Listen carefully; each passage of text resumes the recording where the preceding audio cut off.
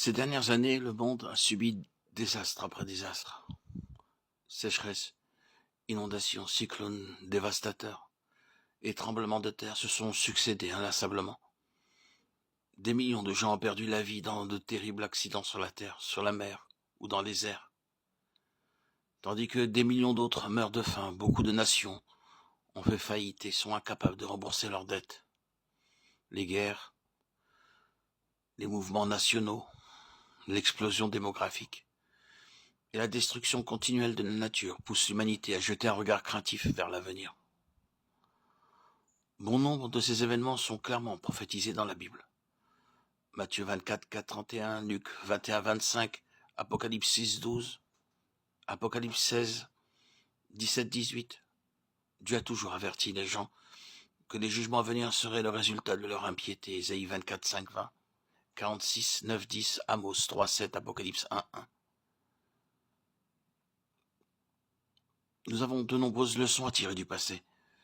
Dieu a averti Noé du déluge à venir, Abraham et Lot et la destruction future des villes de Sodome et Gomorrhe, et Moïse des plaies d'Égypte.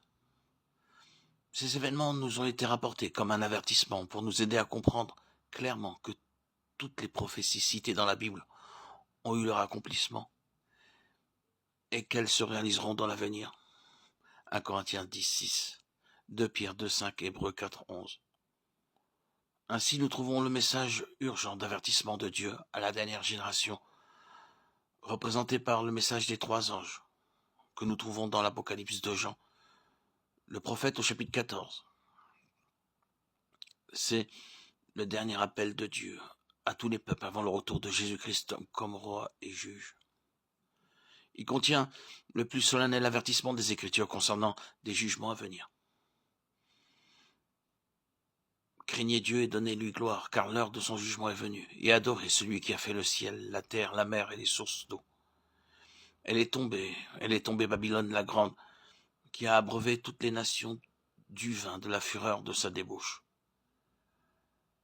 Si quelqu'un adore la bête et son image et reçoit une marque sur son front ou sur sa main, il boira lui aussi du vin de la fureur de Dieu, versé sans mélange dans la coupe de sa colère.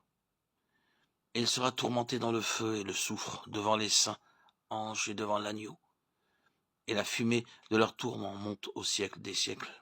Et ils n'ont de repos, ni jour ni nuit, ceux qui adorent la bête et son image, et quiconque reçoit la marque de son nom.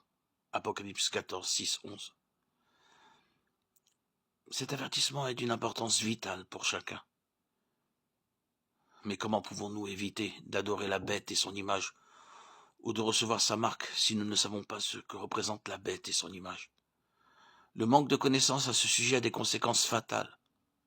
Mon peuple est détruit parce qu'il lui manque la connaissance. Livre d'Osée 4, 6, Ésaïe 29, 13, 14. Toutefois, Dieu a promis la compréhension juste. Proverbe 2, 1, 7. Matthieu 7, 7, 8. Je suis vivant, dit le Seigneur, l'Éternel. Ce que je désire, ce n'est pas que le méchant meure, c'est qu'il change de conduite et qu'il vive. Revenez.